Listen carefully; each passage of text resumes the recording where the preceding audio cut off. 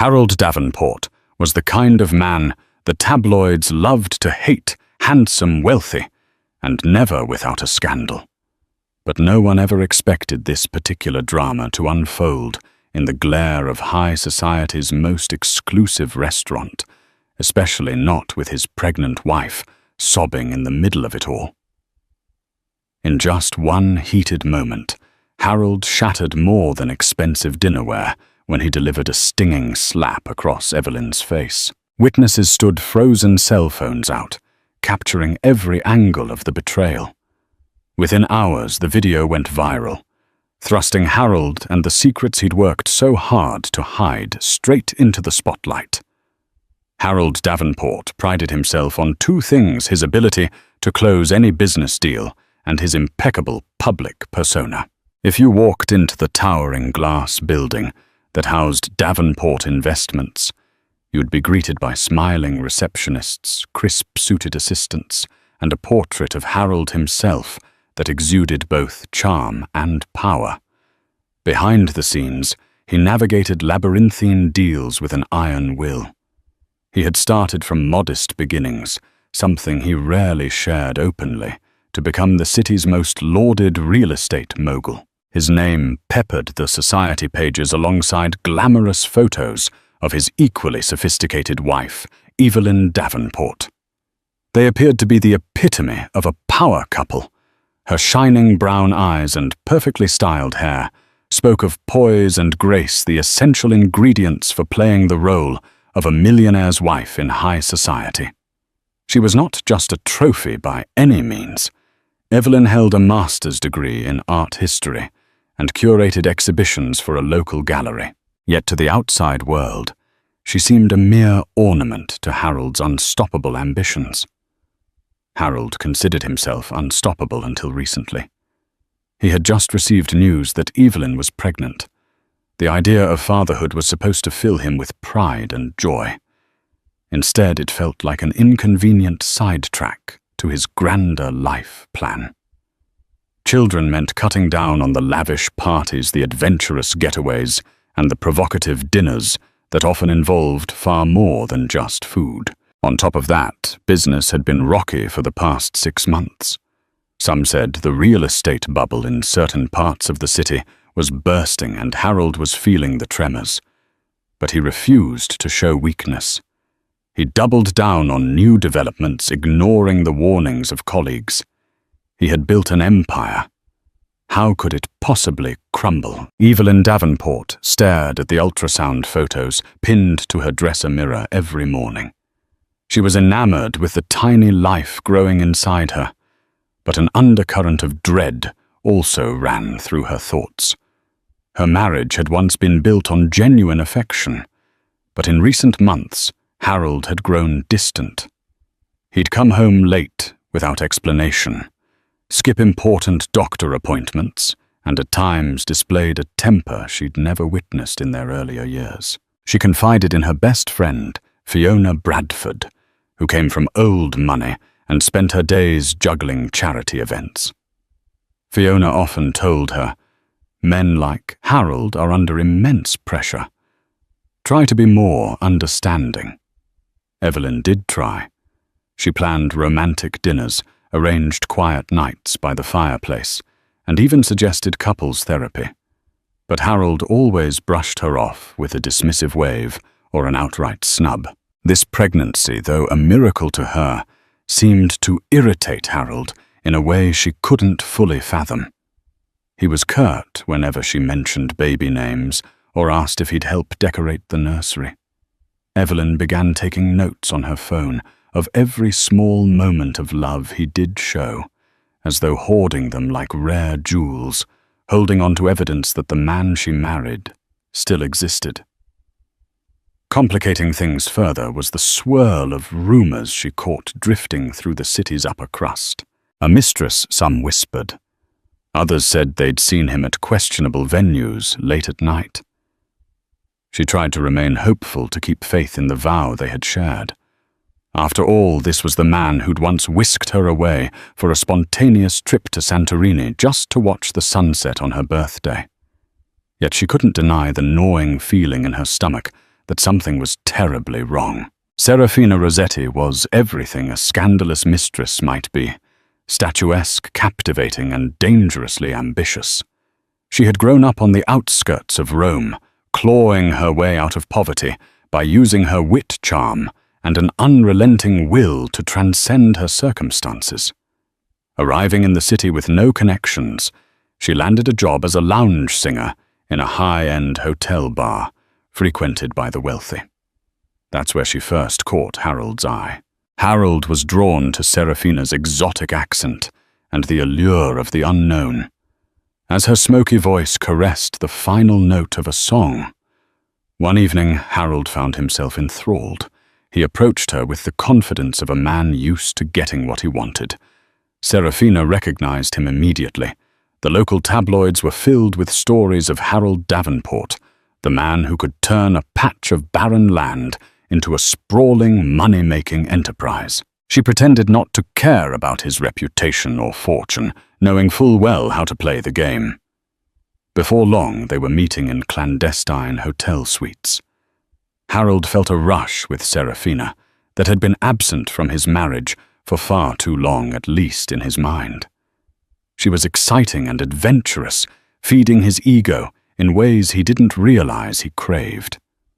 She would whisper how powerful he was, how unstoppable, and how much she admired him.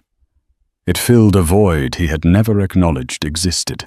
To Serafina, Harold was a ticket to stability, and possibly much more. She knew the stakes. If she played her cards correctly, she might secure a future that far outshone her modest singing gigs. She feigned ignorance about his personal life, though she followed every development on social media. She told herself that if Harold was unhappy in his marriage, it was his problem to fix. She was simply the prize he deserved. The night it all came crashing down began as an extravagant date at La Belle Étoile, the city's most exclusive French restaurant. It was a place known for its crystal chandeliers, velvet drapes, and a menu that could make even the most seasoned gourmet swoon. Reservations were nearly impossible to procure. Harold, of course, knew the owner personally and had a private table set aside a lavish corner draped in gold and burgundy, offering both seclusion and prestige. He arrived with Serafina on his arm, and heads turned immediately. She wore an emerald green silk gown that clung to her every curve, while Harold's tailored tux was impeccable. Waiters swooned with deference. The wine steward promptly arrived with an imported bottle of Chateau Margaux vintage 1982, which Harold had pre-ordered at an astronomical price. Serafina loved the attention. She let out a seductive laugh at every mundane remark Harold made, batting her eyelashes as though he were reciting poetry. Little did she know that someone had recognized them. A discreet text was sent, and within minutes gossip started circulating through the upper echelons of the city's social network. Meanwhile, Evelyn sat at home, rubbing her growing belly, wondering yet again why Harold was working so late. She had made calls to the office, but each time an apologetic assistant told her, "Mr. Davenport is still in a meeting." When her phone pinged with a message from an acquaintance that read, "I think you need to see this," accompanied by a grainy photo of Harold and another woman at La Belle Étoile. Evelyn felt her world tilt. Fueled by adrenaline heartbreak and a sense of determination she didn't know she possessed, Evelyn decided she had to see for herself. She hailed a car, ignoring her better judgment and every instinct telling her to stay home. She headed straight for the restaurant, tears threatening to spill from her eyes as she clutched her phone to her chest. When Evelyn arrived at La Belle Étoile, her heart pounded so loudly she could barely hear the maitre d' asking for her reservation. She spotted Harold almost immediately across the dimly lit room. He was laughing, his face turned toward Serafina.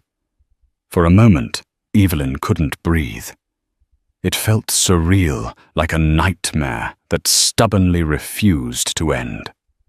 She managed to slip past the staff, fueled by raw emotion. She stood trembling at the edge of the table. Her presence was so unexpected that Harold didn't notice her at first. Serafina, however, lifted her eyes and froze. The expression on her face transitioned from smug delight to startled anxiety in a split second. Harold finally caught on. His laughter died, and a hush fell over their little corner of the restaurant. By now, curious diners at nearby tables were craning their necks to see the source of the disruption. Evelyn Harold said, his voice taut, "What are you doing here?" She couldn't quite form coherent words. Her throat felt like sandpaper as she uttered, "So this is how you spend your late nights."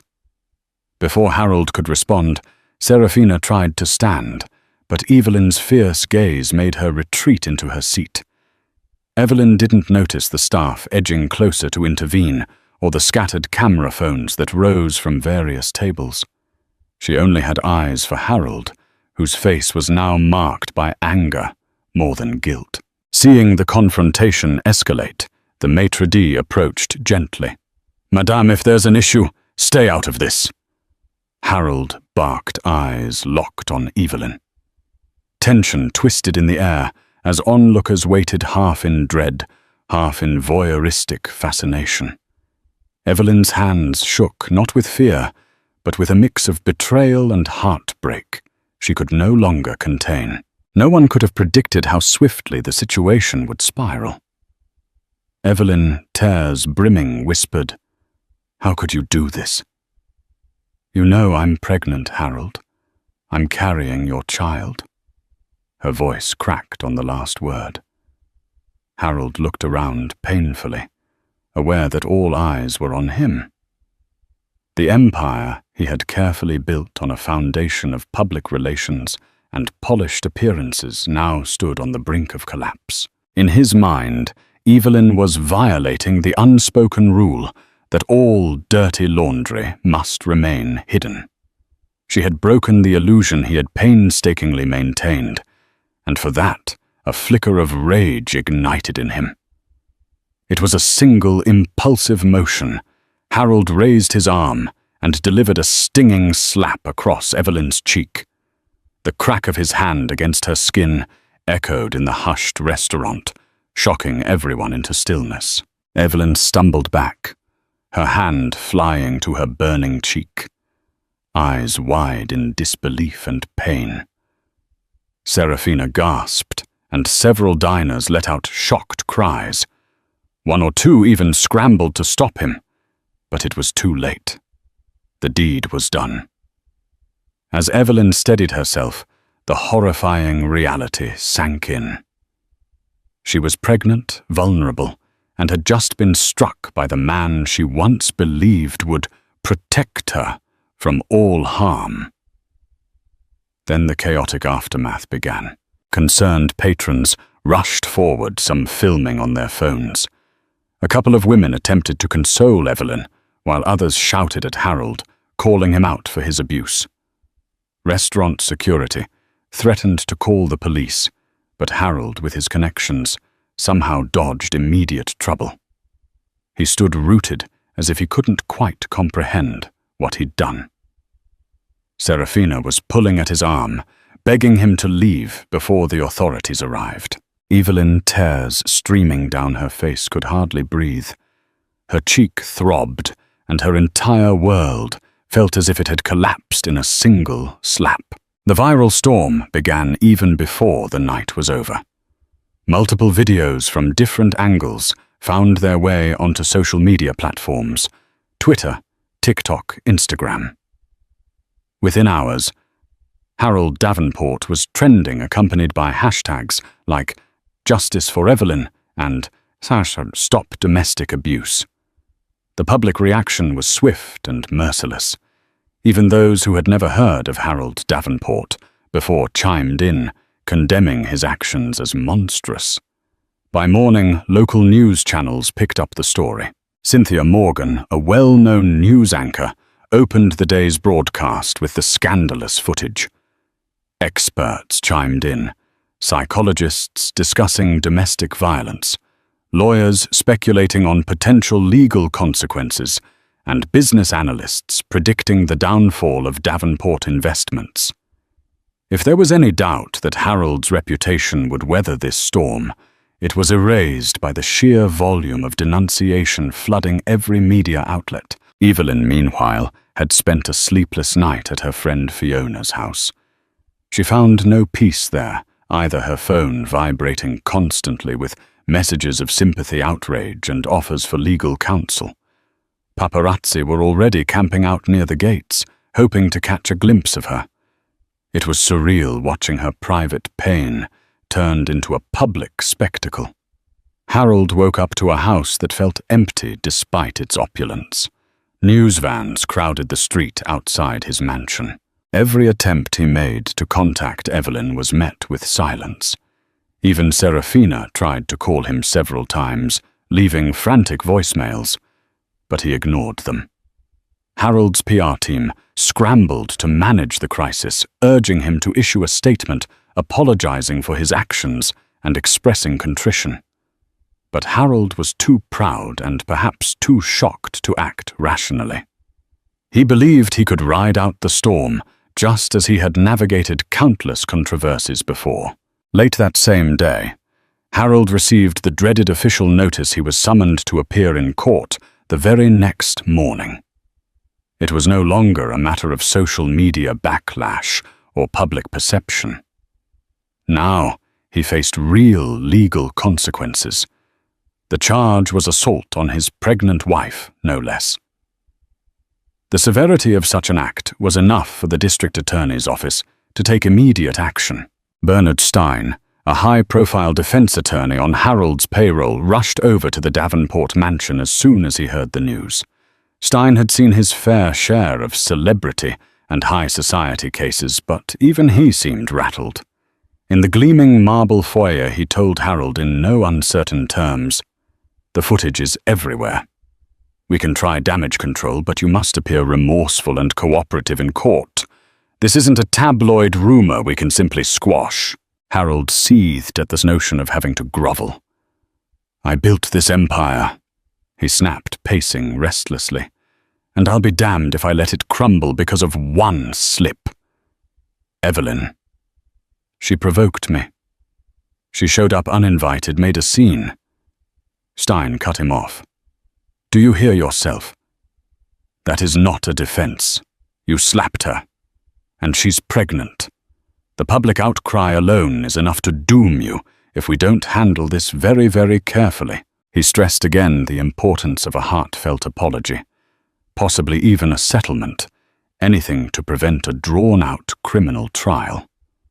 Reluctantly, Harold agreed to follow Stein's guidance, but he refused to see Evelyn or even attempt a direct apology. Pride and anger still clouded his judgment, overshadowing any rational thought.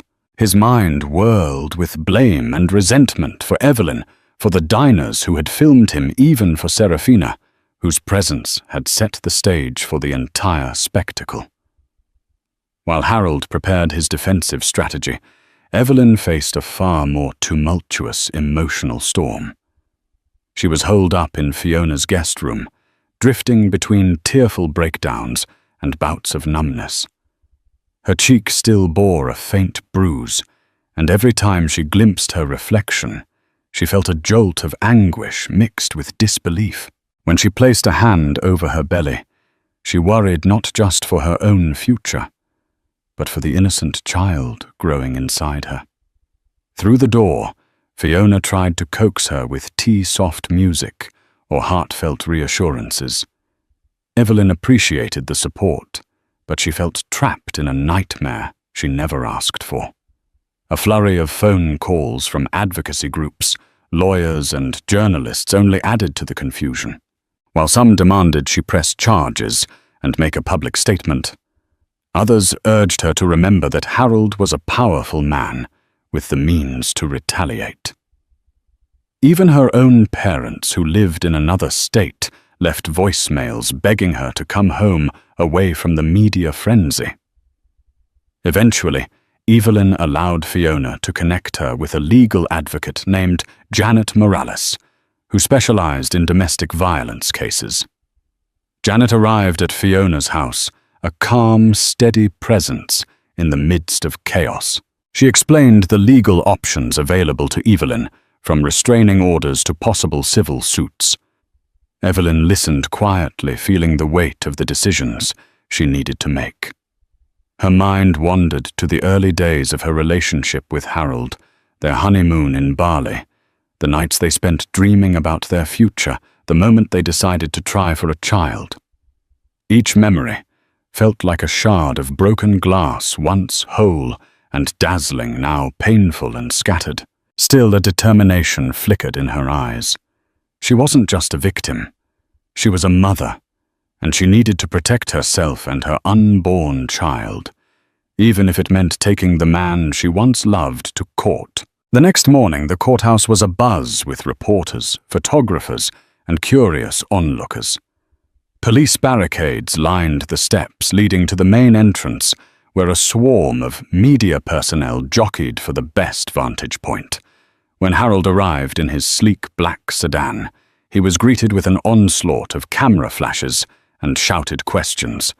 Dressed in a tailored grey suit and dark sunglasses, he wore a stoic mask that revealed no hint of emotion.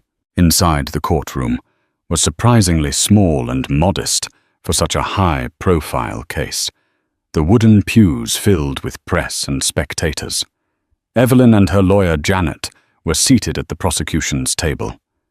She looked pale and fragile, her eyes downcast, but there was a certain resolve in her posture. Harold glanced at her only briefly as he took his seat beside Bernard Stein. Judge Mary Kingsley presided, an astute woman known for her intolerance of theatrics. She addressed Harold's legal counsel, who motioned for a plea of not guilty. The charges read aloud included felony assault and battery on a pregnant spouse. The words echoed ominously through the hushed room. Prosecutor James Underwood wasted no time presenting the video evidence that had already become infamous. The room fell silent as the footage played. There on the screen was Harold's hand connecting sharply with Evelyn's cheek, her face contorted in pain, the restaurant crowd gasping in the background. Harold swallowed hard, but his expression remained guarded. His attorney argued that it was an isolated incident, fueled by extreme emotional stress, an out-of-character moment for a man who had led a charitable, community-minded life. The prosecution countered that domestic violence could never be excused by stress, especially when an unborn child was at risk. By the time the hearing concluded, it was clear there would be no quick resolution. Trial was set for several weeks later, and the tension in the courtroom felt like a coiled spring about to snap. In the days following the court hearing, Serafina Rossetti found herself in an awkward position. She had assumed that Harold needing her emotional support would whisk her away from the scandal and set her up in some plush hideaway. Instead, she found her calls unanswered or curtly dismissed. The few times Harold did speak to her, he was terse and irritable, as though she were now a complication rather than a thrilling escape. Serafina had her own problems too. Reporters had begun staking out the upscale condo Harold had rented for her. Some tabloids ran sensational headlines like, "The Other Woman." Serafina Rossetti speaks out. Even though she had given no interviews, offers from less reputable media outlets poured in, all wanting her exclusive story. Serafina sensed an opportunity. Perhaps if Harold was going to turn cold, she could profit from this mess in her own way. Despite her interest in monetizing the scandal, Serafina also harbored a flicker of concern for Evelyn. She never anticipated the situation would escalate into physical violence. Yes, she had wanted to supplant Evelyn as the woman in Harold's life, but witnessing a man strike his pregnant wife had jarred her. For the first time, she wondered if she was in over her head. One evening, she decided to contact Evelyn anonymously. She sent a brief, cryptic message. "I'm sorry for what happened. I never wanted it to come to this." She then quickly blocked the number, unsure of why she felt compelled to do so in the first place. That night, she remained awake, perched on her leather sofa, staring at the city lights outside her window. She had spent a lifetime fighting for a better existence, convinced that the ends justified the means. But as she peered into her own future, she suddenly realized she might be standing on a precarious tightrope, one misstep away from losing everything. Harold Davenport's PR team had never faced a crisis of this magnitude. Usually they managed to paint him as a charitable businessman, someone who hosted lavish galas for hospitals, sponsored educational programs, and revitalized run-down neighborhoods. But the video of him striking Evelyn was impossible to spin. The public condemnation was fierce, and major corporate partners began distancing themselves. Stock in Davenport Investments took a nosedive. Shareholders were panicking, and the board of directors discreetly questioned Harold's ability to continue leading the company. Not one to accept defeat, quietly Harold held a meeting in his opulent office suite. The walls were lined with modern art, each piece meticulously chosen to convey sophistication. But on this day, the art's tranquility did nothing to calm the anxieties in the room. Board members, anxious and distrustful, demanded reassurance. Harold paced at the head of the long, polished table, trying to maintain composure. "We need to control the narrative," he insisted. "I've directed my lawyers to talk settlement with Evelyn. We can handle this quietly if she—" One of the older board members, James Chapman, interrupted. "Harold, with all due respect, you assaulted your pregnant wife on camera. There's no controlling that narrative, and if we don't distance ourselves, we risk the downfall of the entire firm." Murmurs of agreement echoed around the table. Harold's jaw tightened. He insisted that the scandal would blow over if they remained united. But the board members exchanged doubtful glances. In the hallways outside, staff whispered uncertain if they'd have a job in a few months. That evening, Harold retreated to his penthouse office. The city skyline spread before him. He clutched a glass of expensive scotch, staring at the reflection of a man he hardly recognized. His empire was teetering, and for the first time in his life, he had no idea how to save it. As Harold's world collapsed, the people in his orbit took sides. A handful of his longtime associates tried to stand by him, offering moral support and private sympathies. Most, however, withdrew out of self-preservation. Invitations to elite events dried up. Charity galas quietly removed his name from the guest lists, and those who once clamored for a seat at his table now avoided him. Evelyn, too, witnessed a shift in her social circle. Friends who had previously envied her lifestyle now reached out with genuine compassion, offering everything from free daycare advice to assistance in navigating the legal system. Fiona remained steadfast, becoming Evelyn's de facto bodyguard against paparazzi and meddling reporters. Meanwhile, the press had a field day, highlighting every single detail of Harold and Evelyn's life. Newspapers dug into Harold's financial dealings, revealing questionable partnerships and uncompleted real estate ventures. Speculative pieces claimed Davenport Investments was on the brink of bankruptcy. Journalists camped outside Fiona's suburban estate, snapping photos through telephoto lenses whenever Evelyn ventured outdoors for a doctor's appointment or a walk. Harold was enraged by the intrusion, even though he had no moral ground to stand on. In a rare moment of vulnerability, he asked Bernard Stein, "Is there any chance Evelyn will drop the charges?" Stein's expression was grim. "She's pressing forward. And the DA's office has ample evidence. If it goes to trial, you could face jail time, especially considering the severity of hitting a pregnant woman. Faced with the real possibility of incarceration, Harold felt the first tremors of fear. He was used to controlling everything. His company, his reputation, his personal relationships. But now the grip he had on his world was slipping, and all he could do was watch it fall. Evelyn spent her days juggling medical checkups with legal consultations. The unborn child remained her top priority, and each ultrasound brought both hope and anxiety. Would the baby sense the stress roiling through her? She tried to soothe her mind with prenatal yoga recommended by her therapist. The sessions offered brief respite, but the looming trial kept her nerves on edge. Her therapist, Dr. Anita Green, encouraged her to confront not just the slap, but all the emotional abuse and neglect she'd experienced in the marriage.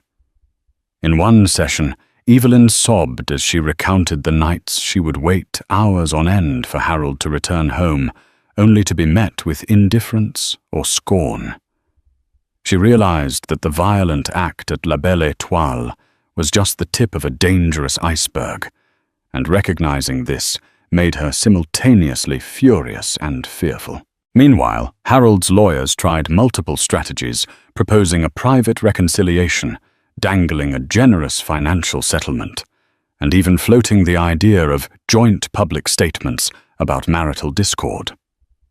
Each offer was swiftly rejected. Evelyn was no longer the timid spouse who would do anything to keep the peace.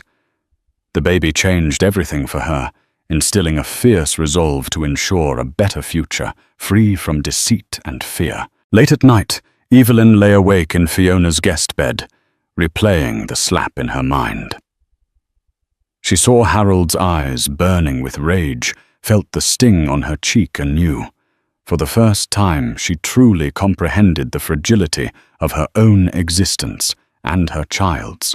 She had loved Harold once deeply, but she couldn't excuse what he'd done. In that dark stillness, she resolved to see this through to the end, no matter how daunting the road might be. As the trial date approached, both sides engaged in a flurry of legal maneuvers. Bernard Stein filed motions to suppress certain witness testimonies and to dispute the chain of custody for the restaurant video. The prosecution, led by James Underwood, countered with motions of their own, seeking to highlight Harold's history of emotional neglect and to call Serafina Rossetti as a witness. Serafina found herself in a precarious position. She had no desire to appear in court, especially knowing that the defense would paint her as a gold-digging mistress. Yet she also sensed an opportunity to exact some form of revenge on Harold for discarding her so callously once the scandal erupted. After consulting with a lawyer of her own, Serafina begrudgingly agreed to cooperate with the prosecution's subpoena. The court of public opinion, however, was far swifter. The tabloids labeled Serafina as a home wrecker and the vamp who lured Harold astray. Commentators on morning talk shows debated whether she deserved blame or sympathy. Serafina found the sudden fame both alluring and terrifying, as she realized her once private life was now fodder for gossip and judgment. Inside Davenport Investments, the board of directors held emergency sessions without Harold. Rumors circulated about a possible ousting. Harold heard whispers about a management shakeup that would remove him as CEO. Each time the rumor reached him, it fanned the flames of his anger. He felt betrayed by the very people who had benefited from his leadership for years. Still, he clung to the hope that the trial might reveal the situation as a one-time lapse in judgment, at least enough to salvage what remained of his empire. But in his darkest moments, he wondered if the unstoppable Harold Davenport was truly unstoppable after all. Amid the swirling chaos, Evelyn received unexpected support from a group called Women First, a local non-profit dedicated to assisting victims of domestic violence. Organized by a determined activist named Sarah Hernandez, they reached out to Evelyn, offering counseling, legal resources, and even security if she felt threatened. Though initially wary of involving outsiders, Evelyn discovered a comforting sense of solidarity in their presence. Harold, in a rare moment of contrition, attempted to send Evelyn a bouquet of white roses and a handwritten note saying, "For the sake of our child, let's find a peaceful resolution." Evelyn never responded. She handed the note to her lawyer, who added it to the growing file of communications, unsure if it might be a ploy to manipulate the legal proceedings. Around the same time, a former employee of Davenport Investments named Marcus Lee came forward sharing that Harold had once verbally abused him in a private meeting. Marcus provided an affidavit describing Harold as a tyrant prone to explosive temper tantrums whenever challenged. While this testimony wasn't directly linked to Evelyn's assault, it added to the damning portrait of a man with little regard for those around him. Evelyn started to wonder if she ever truly knew Harold at all. She had been entranced by his charm, his success, and the beautiful life he offered. Perhaps she had been just another piece in his carefully curated public image. This realization fueled her resolve for justice.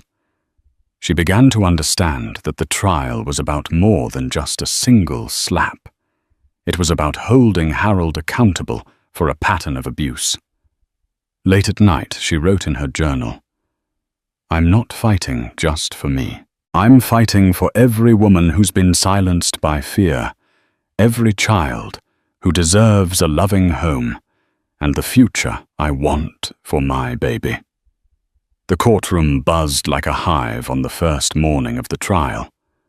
Long before the doors opened, reporters crowded the courthouse steps, their breath fogging in the early morning chill.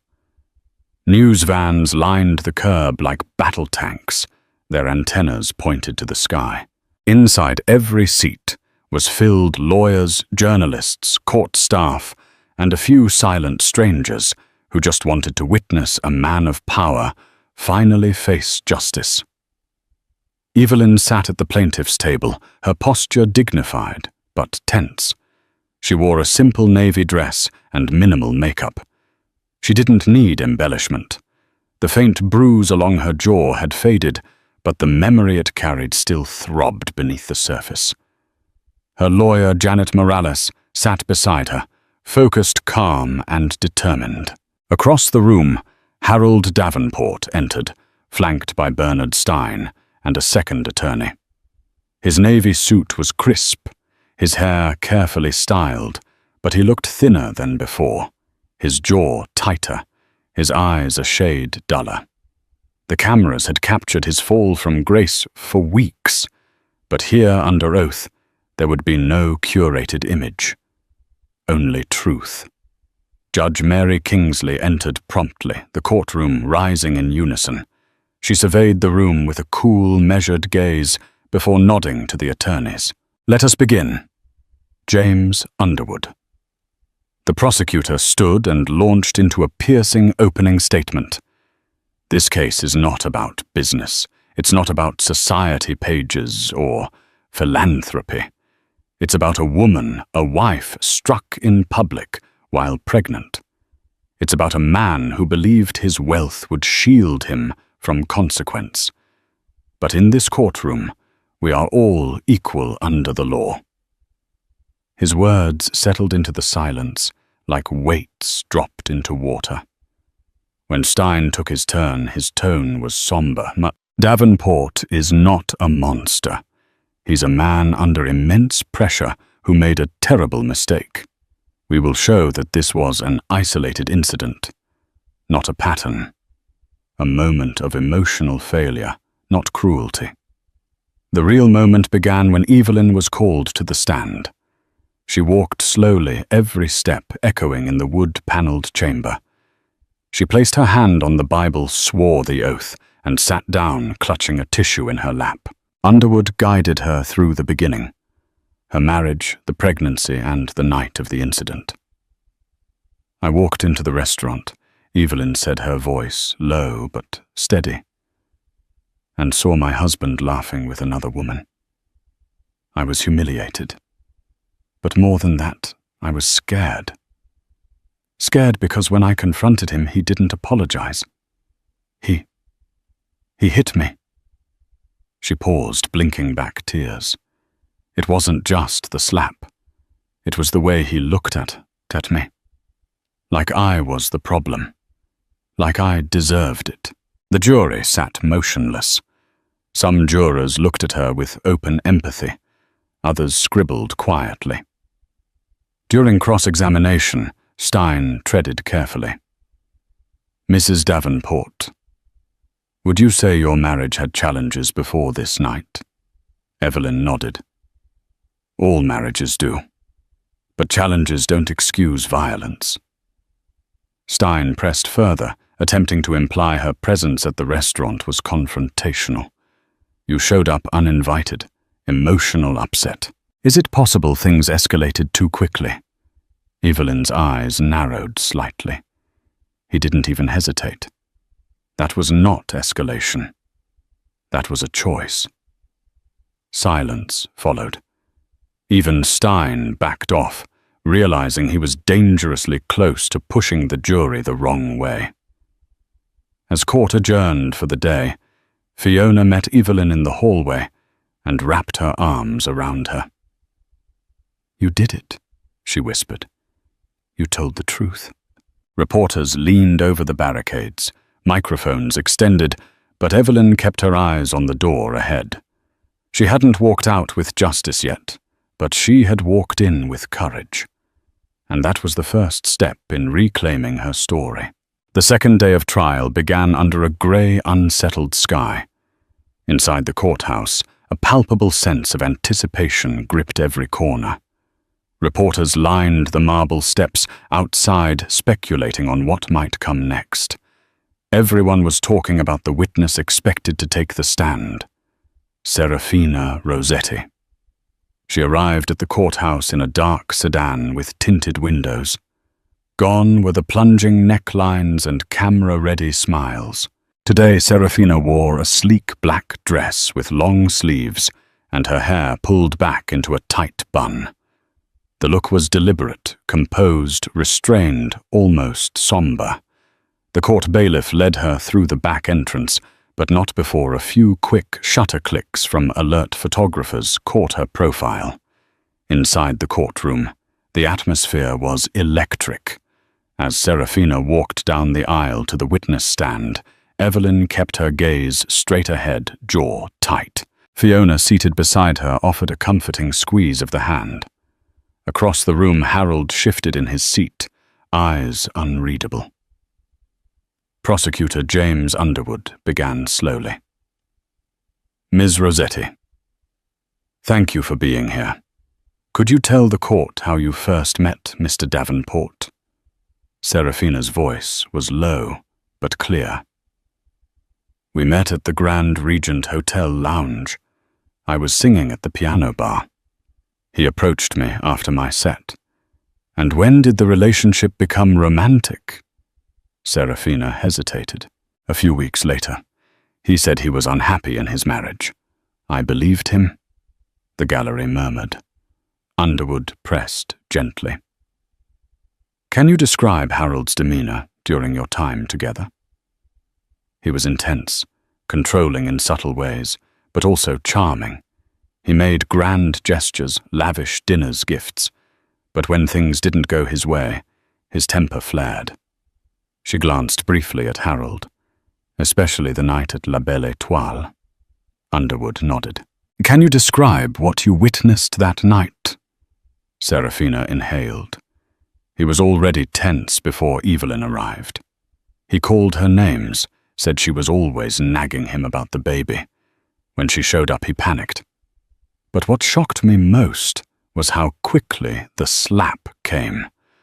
1 second, he was glaring. The next, he struck her. There was no hesitation. Gasps echoed through the room. Harold's eyes darkened, his jaw tight. Bernard Stein stood for cross-examination. Ms. Rossetti, he began coolly. How long have you known the prosecution intended to call you as a witness? A few weeks, she replied. During that time, did you speak to any media outlets? No. Did you consider selling your story? No, she said, a slight edge to her voice. But you must be aware that your name is now trending online. The mistress who helped take down Harold Davenport. That has value, does it not? Serafina didn't flinch. I didn't come here for value. I came to tell the truth. Isn't it true you continued seeing Mr. Davenport, even after knowing he was married? Yes, she said, her tone sharp now. But I never expected to witness violence. That changed everything. Stein backed off, sensing the jury was leaning toward her. She had delivered more than testimony. She had added depth to the prosecution's portrait of Harold as a man who didn't just lose his temper, but simmered with rage beneath the surface. Next came Marcus Lee, the former Davenport Investments employee. A young man in his early 30s, Marcus spoke with nervous energy. He recounted an incident where Harold screamed at him in a closed-door meeting and threatened to end his career over a missed contract clause. It was just paperwork, Marcus said, but he exploded. I walked out that day and never looked back. Though not directly tied to the incident with Evelyn Marcus's account, bolstered the image of a man who used intimidation as a tool. By the end of day 2, the prosecution had laid out a pattern, not one of a single mistake, but of a man whose power insulated him from consequences until now. As the judge adjourned for the day, Evelyn caught Serafina's eye just briefly. For a fleeting second, there was no animosity between them, just the silent acknowledgement of a shared wound. By the 3rd day of trial, tension gripped the courtroom like a coiled spring. The prosecution had delivered a series of powerful testimonies, from Evelyn's haunting account to Serafina's damning implications, and now the defense was left with a singular risky strategy: put Harold on the stand. Bernard Stein wasn't fully confident in the decision, but Harold had insisted. He believed his voice could sway the jury, that his carefully practiced charm and narrative of stress and misjudgment might tilt the scales in his favor. After all, he had talked his way out of worse, or so he thought. The courtroom hushed as Harold rose, straightening his blazer and taking measured steps toward the witness box. The judge nodded. You may proceed. He took a breath and began. I grew up with nothing, Harold said, eyes flicking to the jury. A 1-bedroom apartment, a single mother who worked 2 jobs. I built everything I have through hard work and sacrifice. I've created homes for thousands, jobs for hundreds. I've supported charities, sponsored programs. My life has been about more than just profit. His voice was steady, each word calculated. But with success comes pressure. The past year has been overwhelming. Cracks in the company boardroom, betrayals, business partners fleeing. It felt like my world was slipping. I wasn't sleeping. I wasn't thinking clearly. That night, I snapped. He paused dramatically, letting the silence thicken. I never meant to hurt Evelyn. It was a moment of weakness. I regret it with every part of me. A murmur spread through the gallery. Some nodded sympathetically. Others remained unmoved, arms crossed, expressions stony. Then came the cross-examination. Prosecutor James Underwood stood, his tone clipped. Mr. Davenport, you described a moment of weakness. Do you believe pressure excuses striking your pregnant wife? Harold stiffened. I didn't say it excuses it. I said it explains it. Underwood's eyes narrowed. You were calm enough to order an expensive bottle of wine. You were composed enough to laugh with your mistress, to pose for photos. But when your wife appeared uninvited, as you put it, you lost control. Harold's face tightened. It wasn't just her presence. It was the scene she caused. She was confronting you, Underwood pressed, not for cheating, but for betraying the vows you made while carrying your child. Isn't it true you struck her not because of stress, but because she shattered your illusion of control? Objection. Overruled. Harold hesitated, clearly flustered. I felt cornered. Underwood stepped forward, voice firm. Do you understand the risk you posed that night? Not just to Evelyn, but to your unborn child. Had she fallen, hit her head, lost the baby, would it still have been a lapse? The room fell into complete stillness. Harold's throat bobbed. Of course not. I regret it. Regret doesn't erase action, Mr. Davenport, Underwood said sharply, especially when that action is a violent assault. Stein winced slightly from the defense table. Harold's carefully built narrative was unraveling under the prosecutor's precision. After stepping down, Harold returned to his seat, visibly shaken. He leaned toward Stein, whispering something urgent. But his attorney's silence spoke louder than words. The damage had been done. In an effort to salvage the moment, the defense presented a slideshow of Harold's philanthropic endeavors, ribbon cuttings, charity auctions, photos of him handing oversized checks to children's hospitals. But to the jury, these gestures felt disconnected, like hollow set pieces in a life too carefully staged.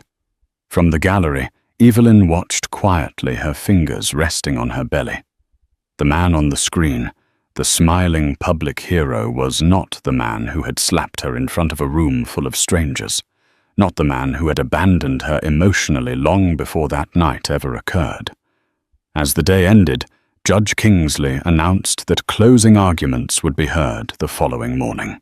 The jury would soon render their verdict. Outside, cameras whirred and anchors rehearsed their lines. Inside, Harold Davenport sat still, staring straight ahead. For the first time, he looked like a man who didn't know what came next. The courtroom felt like a pressure chamber ready to burst. After 5 days of emotional testimony, war confessions, damning footage, and countless objections, the air was electric with anticipation. Every seat was filled, even the overflow rooms packed with journalists and spectators watching via monitors. Evelyn sat flanked by her attorney, Janet Morales, and Fiona, who gripped her hand tightly. Her breathing was slow, measured, her eyes distant, as if she were trying to float above the gravity of the moment. At the defense table, Harold sat unusually still. Gone was the arrogant tilt of his chin, the impervious glint in his eyes. His hands were folded tightly in his lap, fingers interlocked, knuckles pale. Bernard Stein leaned in and whispered something, but Harold gave no indication he'd heard. His gaze was locked forward, staring into a future he could no longer control. The jury filed in each face, solemn, many avoiding Harold's eyes. The foreperson, a woman in her 40s, with firm posture and a trembling sheet of paper in hand, stood at the judge's cue. In the case of the state versus Harold Davenport, she began, her voice slightly cracking under the weight of the moment. On the charge of felony assault on a pregnant spouse, we find the defendant guilty. A collective gasp rippled through the courtroom, followed by stunned silence. Harold's body jolted, his shoulders dropping, as if the word had pierced something vital inside him. Stein placed a firm hand on his arm, a silent, grounding gesture. The weight of the verdict hung thick in the air. Judge Kingsley's gavel struck once, commanding attention. Sentencing will be scheduled in a separate hearing. Court is adjourned. As the room stirred back to life, murmurs, whispers, and camera clicks erupted like distant thunder. But Evelyn heard none of it. Her eyes welled with tears, a silent flood of emotion, too complex for words' relief, vindication, heartbreak, and grief all mingling at once. She pressed her hand to her belly, whispering a silent vow of safety and strength to the child within. Harold remained seated for a moment longer, staring blankly ahead. Then, as deputies approached to escort him out for legal processing, he finally turned. His eyes met Evelyn's across the room. They held each other's gaze for a beat, hers steady, unwavering, his clouded with disbelief, perhaps even sorrow. But no words passed between them. In that final glance, something unsaid passed, a recognition that everything they had built was gone, shattered by the strike of a hand and the unraveling of trust. Whatever future Harold imagined, it would no longer include control, reputation, or redemption on his terms. Outside the courthouse, the press surged forward, but Evelyn remained shielded by Janet and Fiona. Sarah Hernandez from Women First stood nearby, offering a warm, silent smile of support. Evelyn looked up at the sky, the sun breaking through a blanket of clouds, and for the first time in months, she exhaled without tension. She had done the unthinkable, stood up to a powerful man, not for revenge, but for her child, for herself, for every woman who had ever been told to stay silent. And though the road ahead remained uncertain, co-parenting, healing, rebuilding, it was hers to walk now free of fear. The verdict wasn't just a ruling, it was a rebirth. And so ends the saga of the millionaire whose pride and betrayal sparked a dramatic courtroom reckoning. Harold Davenport, once considered invincible, now faces the very real consequences of his choices. Meanwhile, Evelyn stands as a testament to courage, showing that even in the darkest hours, hope and justice can prevail.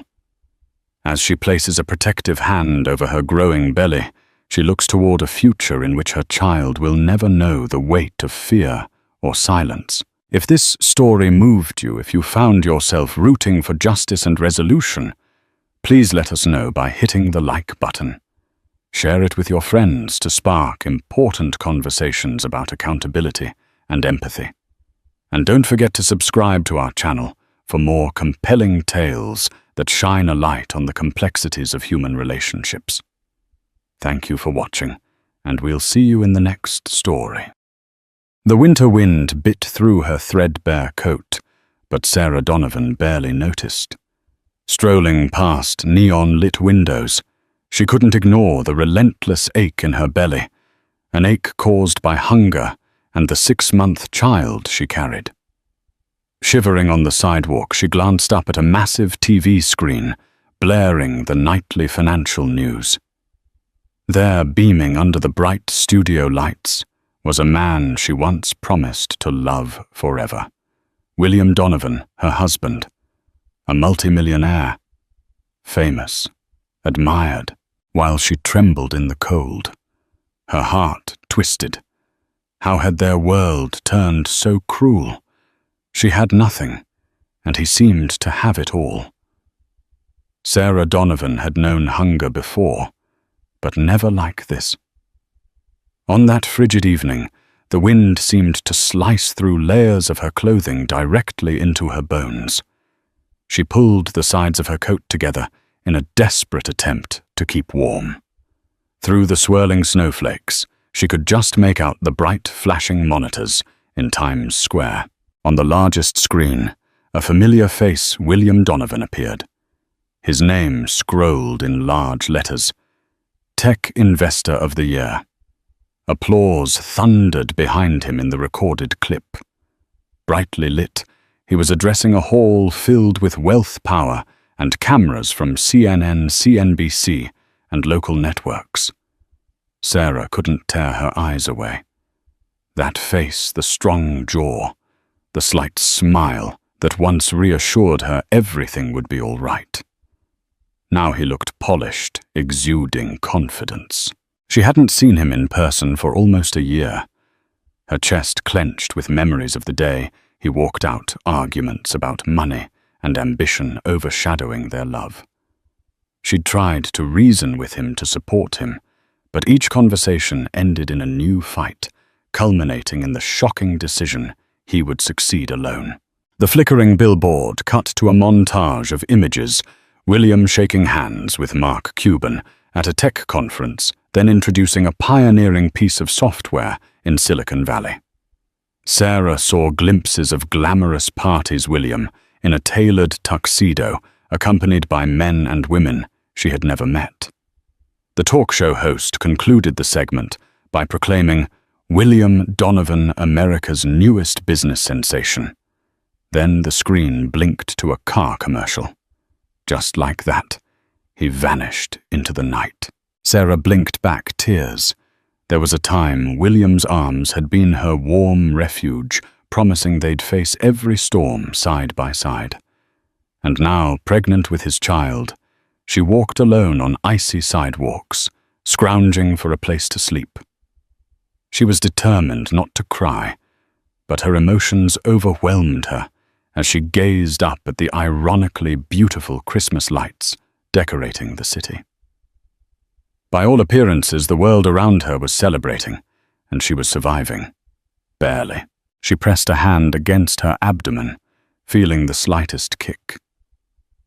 "I'll take care of you," she whispered to the life inside her. It was a promise she intended to keep, though at that moment she wasn't sure how. When she turned away from the screen and stumbled onward, her foot snagged on a piece of broken pavement. A stinging pain shot through her ankle, and she nearly collapsed. She bit down a cry, scanning the crowd for help, but passers-by, preoccupied with their own rush of errands and holiday shopping, scarcely gave her a glance. That's what life had become after she left the small studio in which she and William once lived, alone, invisible. Sarah's pride was bruised, but she refused to crumble. She passed by a bakery. Through the window, the smell of fresh bread made her stomach twist. She had to preserve her last dollar for the cheapest motel, a place with peeling wallpaper and barely functioning plumbing, but at least it was indoors. She stepped inside, bought a small roll and devoured it in 3 bites. Outside again, the wind roared, intensifying the city's clamor. Still clutching her abdomen, she decided that tomorrow everything had to change. She would find a job. She'd scour the city for help. She would not let her child enter this world with nothing but sorrow. But for tonight, she needed a place to rest, a place that wasn't some abandoned corner or shadowed alley. Even if it cost her last few dollars, she had to prioritize the safety of the life inside her. As Sarah walked away from the mesmerizing screens of Times Square, one thought pulsed in her mind. Her husband, the man she had once loved beyond reason, was thriving. And here she was, pregnant and alone. Could the chasm between them grow any wider? Long before he was the darling of business magazines and tech summits, William Donovan was a daydreamer writing code in the corner of the local university library. Sarah remembered the first time she saw him. It was her sophomore year, and she was majoring in English literature at Columbia. The library's back table had been her favorite spot, quiet, perfect for reading. She noticed him, a junior in computer science, leaning over a laptop with an exasperated scowl. Curious and drawn by the intellectual frenzy in his eyes, she'd asked, "Need any help?" Although Sarah barely understood advanced programming, the question sparked the first real conversation they ever had. William's exhausted face broke into the shyest of smiles, and she recalled thinking, "He's kind of cute under all that stress." They chatted about his class project an algorithm for data compression. Sarah confessed she was more comfortable discussing Shakespeare than software, and he teased her gently. From that moment on, they were a constant presence in each other's lives. Their connection seemed effortless. He awakened her interest in technology's potential. She introduced him to literary classics, weaving in metaphors about love and ambition. They started dating by Christmas break of that year. With sweet, simple moments, late-night walks around campus, scrounging for cheap coffee in the student lounge, trying out new ramen spots around Manhattan. They were two dreamers, William longing to found a tech startup that would revolutionize how people shared data, and Sarah hoping to become a novelist. The future seemed limitless. She could still feel the way he used to grasp her hand whenever she doubted herself, as if to say, "We'll get through anything." Yet as graduation approached, financial stresses haunted them. William, determined to compete in the tech world, pitched his software to small investors, but faced constant rejection. Sarah, meanwhile, struggled to get traction for her short stories, or even land a decent internship. Their families offered little financial support. William's parents, proud owners of a modest real estate business in upstate New York, expected him to follow a more traditional path and often expressed skepticism toward his entrepreneurial obsession. Sarah's mother, whose chronic illness drained the family's savings, couldn't help beyond a few encouraging phone calls. When they got married in a humble civil ceremony right after graduation, they were brimming with hope. Their honeymoon was a short weekend, spent in a budget motel near Niagara Falls, the only getaway they could afford. But they didn't care.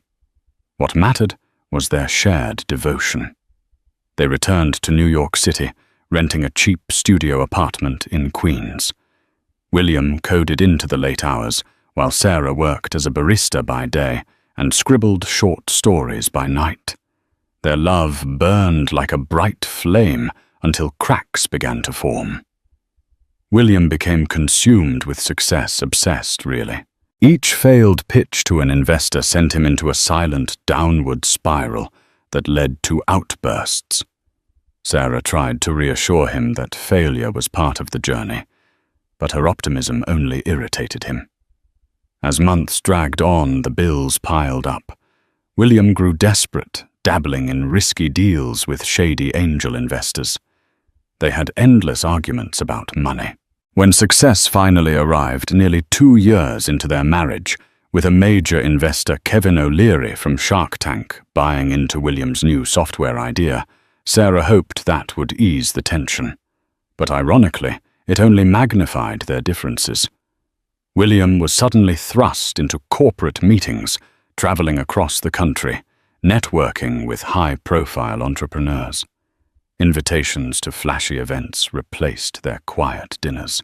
He no longer came home with cheap takeout. He was gone most nights, presumably in boardrooms or at fancy parties. Sarah felt him slipping away. A year passed in that swirl of success, and Sarah was left behind, often alone, in their now upscale condo near Central Park. William's time was devoured by business calls and conferences on the West Coast. When he was home, he was distracted, fidgety, unwilling to share stories of his day. She remembered their final argument vividly. She'd asked him to spend one evening with her to reconnect. He retorted that she had no clue how hard he worked to keep them afloat, how she should be more grateful. That night ended with William storming out, slamming the door so hard it rattled the windows. He never came back. Days became weeks. Sarah's calls and texts went unanswered. Soon bank notices arrived explaining how William had switched all joint accounts to his name alone. Sarah had no income.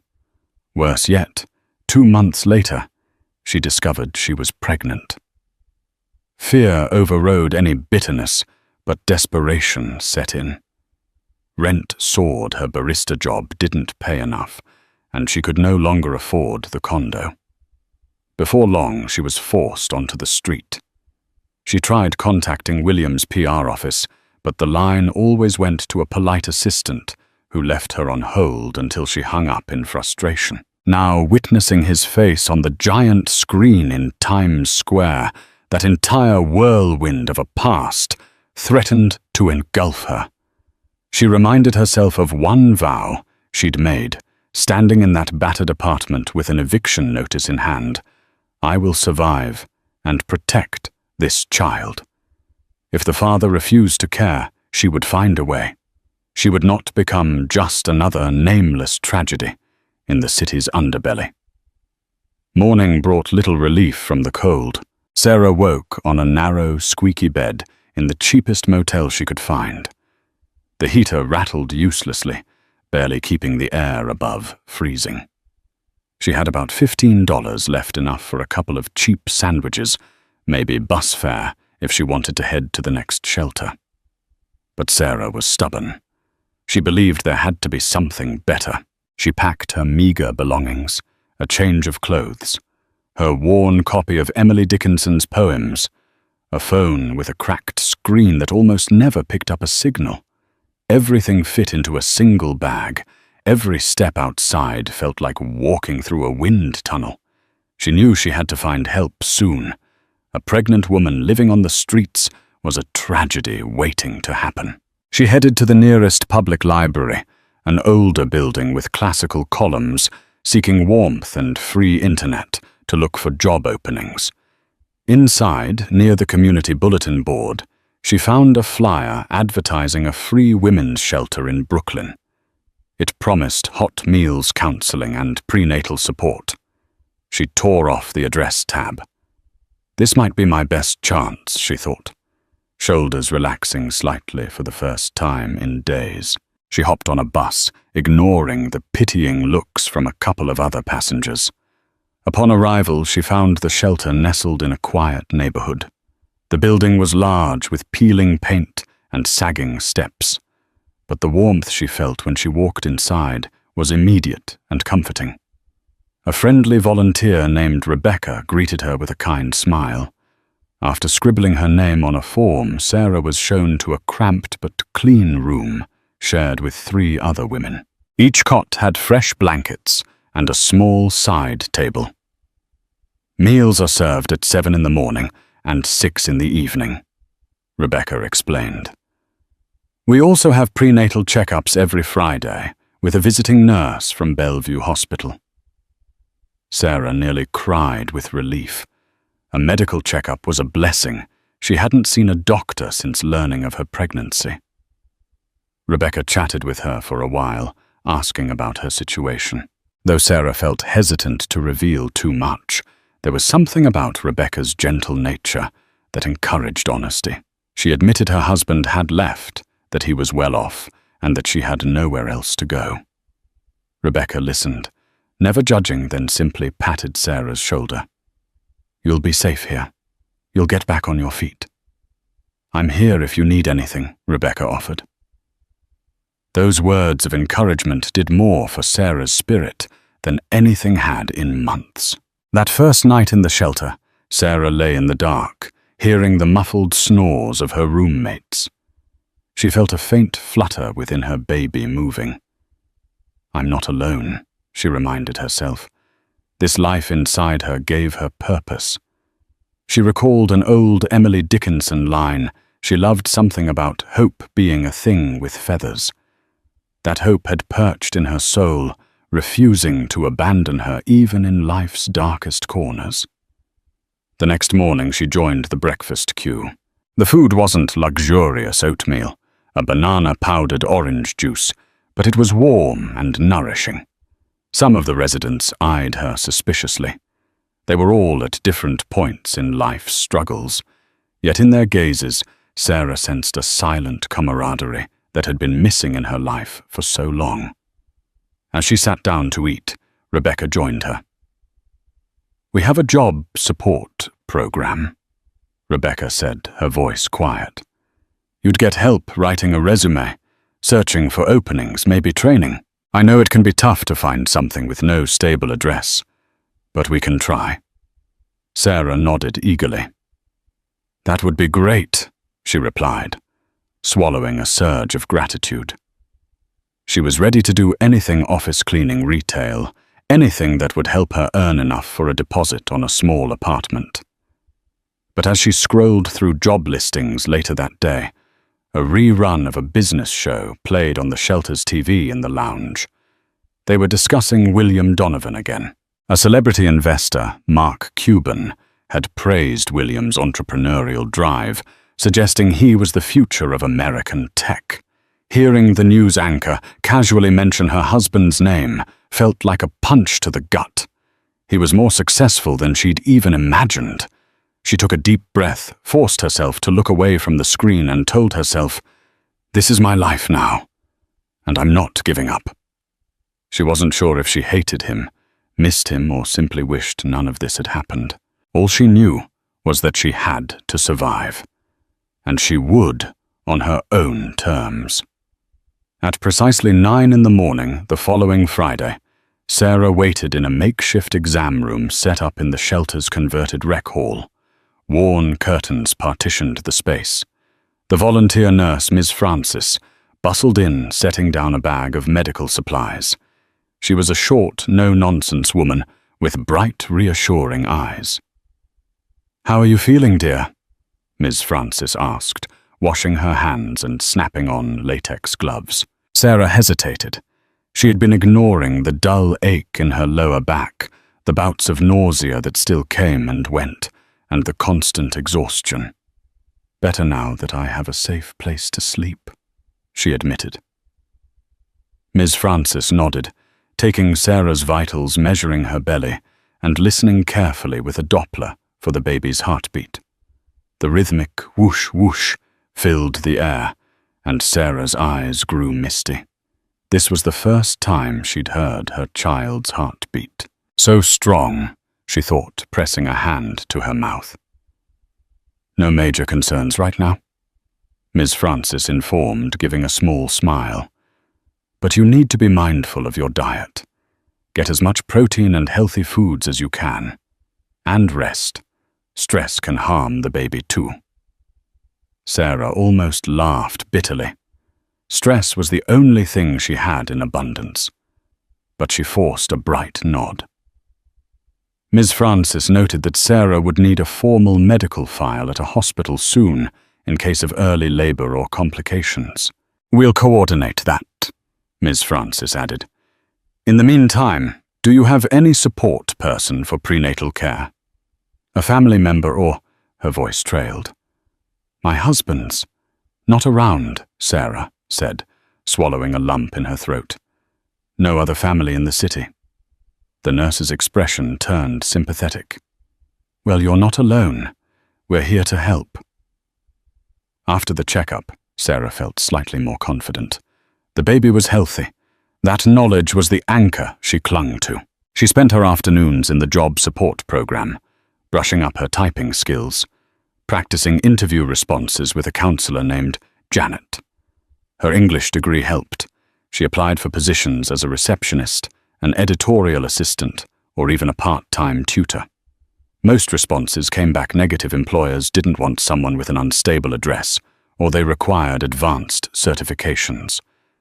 But Sarah persevered. Days turned into weeks.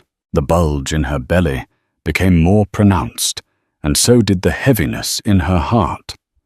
She tried to keep track of the outside world, scanning newspapers in the library for job ads, occasionally glimpsing headlines about William Donovan's skyrocketing success.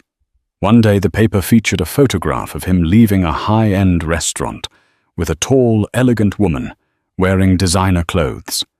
The photo caption labeled her as Madeline Ashford, potential new business partner. Sarah's throat tightened.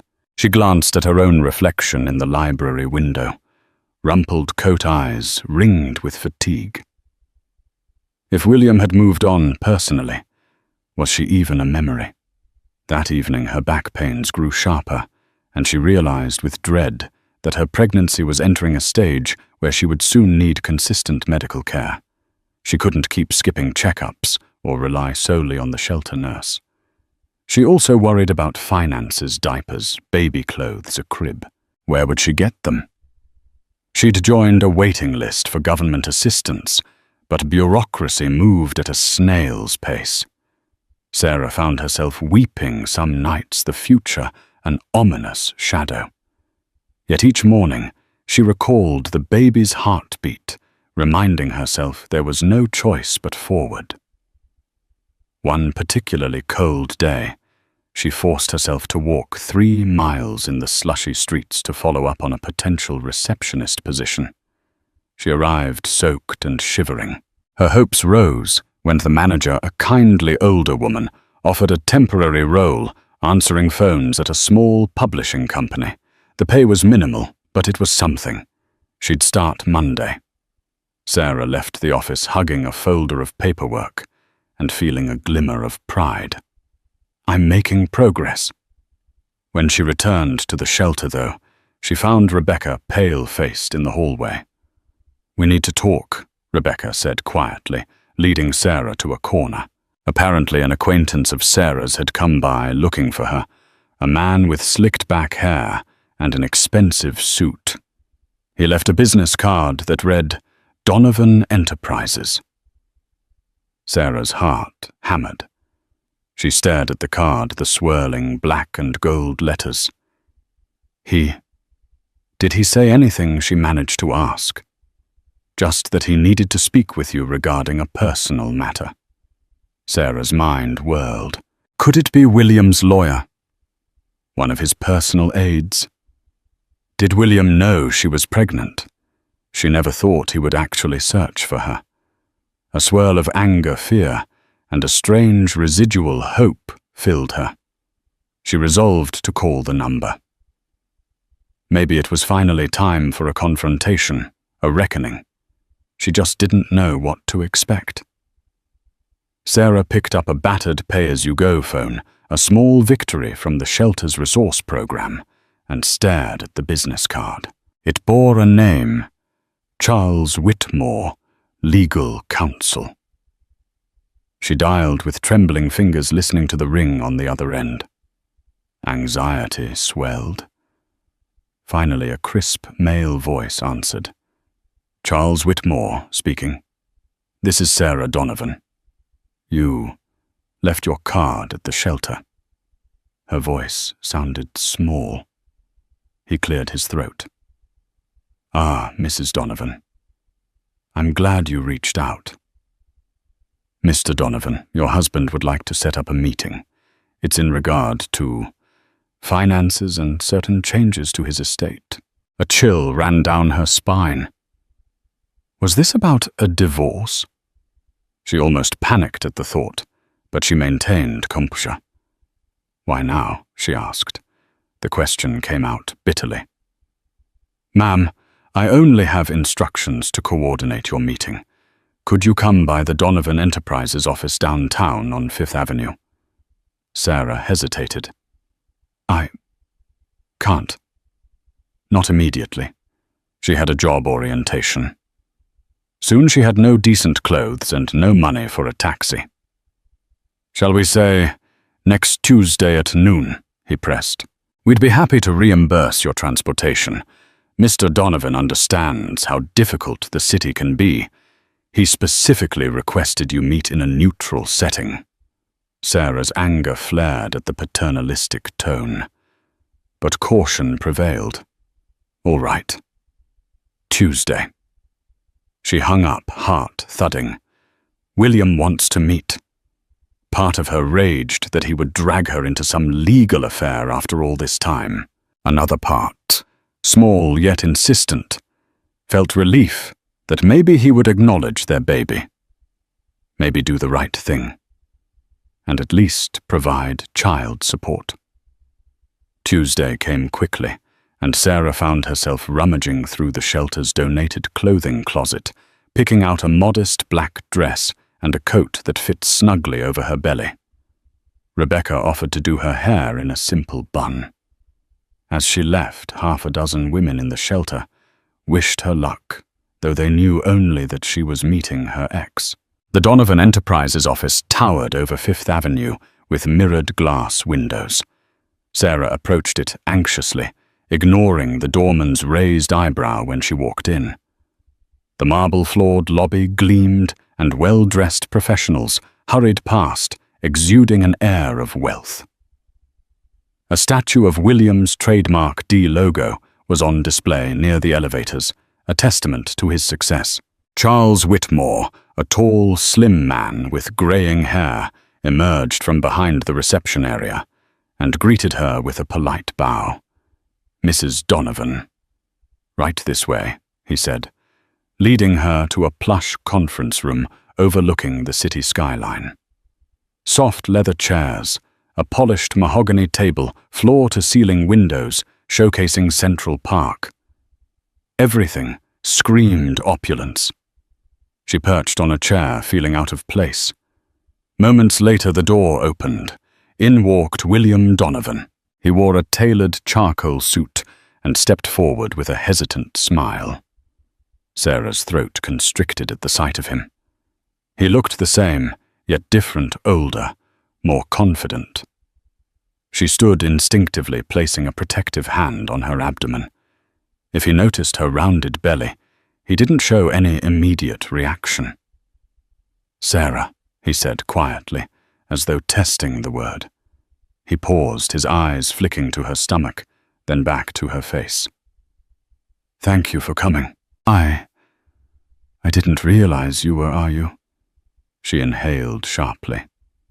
"Pregnant," she finished. "Yes." "For nearly 6 months?" A fleeting expression of shock, maybe guilt, flashed in his eyes. "I didn't know," he said. You didn't tell me." Anger boiled in her. "I tried. You cut all contact. You walked out. And..." Her voice trembled. She clenched her fists. "You were too busy with your empire to pick up the phone." He exhaled, looking pained. "I'm sorry. I truly am." He sank into the chair opposite her, rubbing his temples. "I messed up. I realize that now. I've been going through a lot, but it's no excuse." She eyed him warily, uncertain if this was genuine remorse or a performance. "So why am I here?" "Did you need me to sign divorce papers? Is that it?" William shook his head vigorously. No. That's not it at all." He looked at Charles, who stepped forward, clearing his throat. "Mr. Donovan asked me to assist in drafting an arrangement to provide you with financial support, enough to cover all prenatal care, childbirth expenses, and living costs. In addition, there's a trust fund he'd like to establish for the child." Sarah felt a wave of conflicting emotions, relief that there was some practical solution, indignation that he thought money alone could fix everything, and a flicker of hope. "What about us?" she asked, voice barely above a whisper. "Our marriage?" William gazed at her, eyes clouded. "I want to help you. And our child. I know I can't change the past, but I can at least do right by you now." He hesitated, swallowing hard. "As for us, Sarah, I can't pretend I haven't caused terrible damage. I don't expect you to forgive me instantly. But maybe with time, she wasn't sure how to respond. It felt like they were strangers. She realized she was trembling. He's acknowledging the child, she told herself. That was step 1. Charles laid out documents referencing monthly allowances, coverage for medical bills, etc. The amounts were staggering. Sarah had never seen such figures. She could live comfortably, rent an apartment, and never worry about basic needs again. But guilt gnawed at her. Should she accept this? She eyed William, her voice wavering. "Why now?" she asked. "Why not?" Before William's face was taut. "When I saw you disappeared from our condo and heard rumors you were struggling, I tried to locate you, but I Was overwhelmed with expansion's new deals, then the pandemic of responsibilities. I kept putting it off. He inhaled, pained. That was wrong. I realized I couldn't move forward, knowing you might be suffering. You deserved better. Damn right I did. Sarah muttered, tears burning her eyes. She glanced at the legal documents. They were a band-aid solution. Maybe it was an answer for the baby. Yet a single question lingered. Could William Donovan possibly be part of my life again? She didn't sign anything that day, telling Charles she needed time to think. William offered to call her a car, but she declined, wanting to walk back to the shelter to clear her head. He handed her a card with his personal cell number, the only item that felt remotely intimate. She left the grand building uncertain whether she was stepping toward salvation or heartbreak. That evening, Sarah returned to the shelter in a daze. She found Rebecca in the kitchen, dishing out bowls of soup to the residents. Feeling the weight of the day pressing down on her, Sarah pulled Rebecca aside and recounted the surreal encounter with William Donovan. She showed her the paperwork, baffling sums of money that could turn her life around. That's... Wow, Rebecca breathed, flipping through the pages. I've never seen so many zeros on a support agreement. She paused. So what are you going to do? Sarah sighed, sinking into a chair. I don't know. Part of me feels like taking this money is the only logical choice. The baby deserves a stable life, not a mother stuck in a shelter. But another part, she rubbed her belly. I'm scared he's just trying to buy off his conscience. If I sign, do I lose my dignity? Rebecca placed a gentle hand on Sarah's shoulder. It's not about dignity, Sarah. It's about providing for your child and yourself. You've sacrificed so much. You deserve some security. That doesn't mean you have to let him back in your life unless you want to. Those words calmed Sarah slightly, but her mind remained unsettled. She recalled her once blazing love with William, how they'd giggle over cheap pizza late at night, how she'd fallen asleep on his shoulder while he read his code aloud. Is that man still in there, beneath the polished millionaire facade, she wondered. A part of her yearned for closure or even a chance at reconciliation. But the hurt was fresh, the betrayal still raw. The baby's well-being, however, was paramount. That same night, she carefully reviewed the documents, scribbling notes and questions in the margins, wanting to ensure she wasn't signing away any rights inadvertently. If William was sincere in his remorse, maybe she could start by accepting financial support, then see if anything else could be salvaged later. She set the papers aside, resolved to meet with Charles again in a few days. Meanwhile, Sarah's new part-time receptionist job started. She commuted by bus, then hopped the subway to a modest building in Midtown, stepping into the small publishing house. The environment was busy, yet casual stacks of manuscripts, coffee mugs on every desk, editors arguing about grammar. On her first day, she answered phones, directed visitors, and fetched coffee for staff meetings.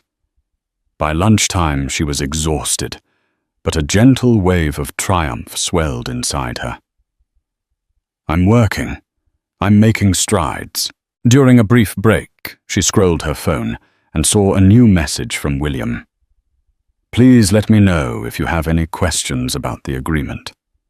Also, I hope you're doing well. That was all. So formal, yet tinged with a cautious warmth.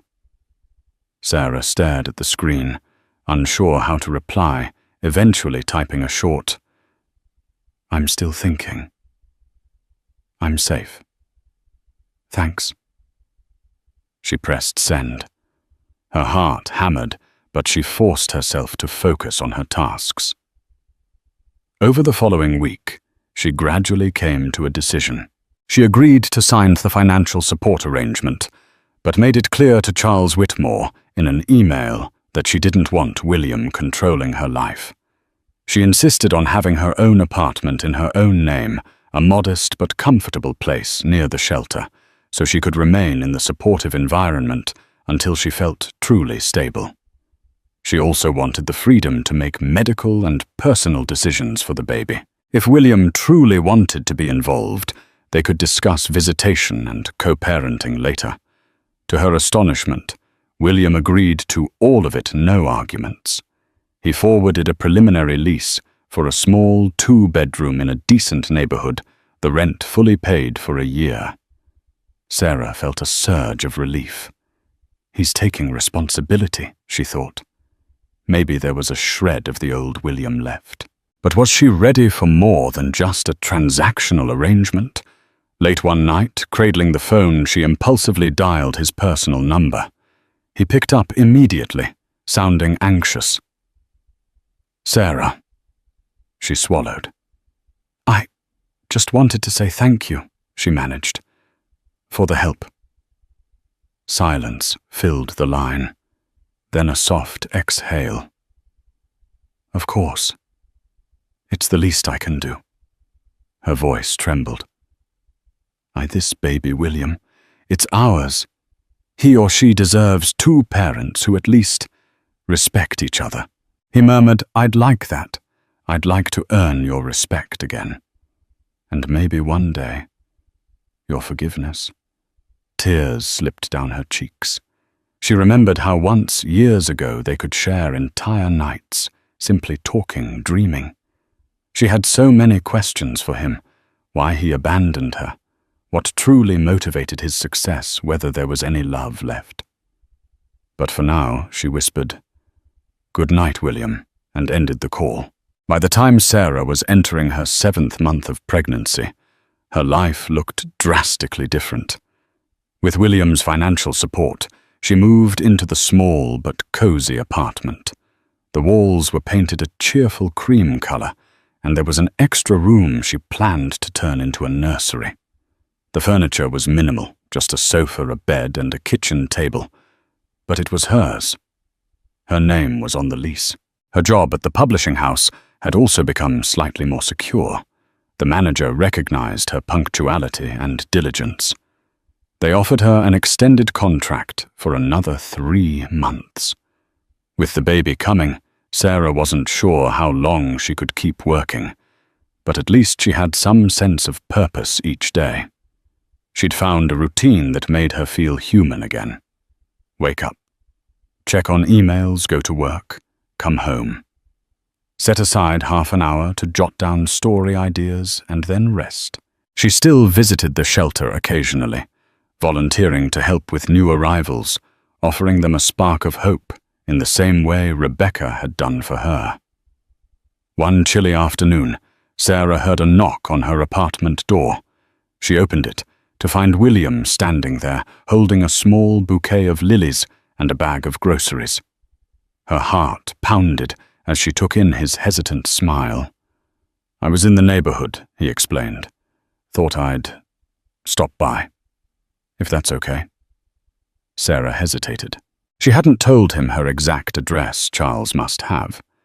She had been careful with boundaries, not wanting to feel controlled, but she found herself nodding, stepping aside to let him in.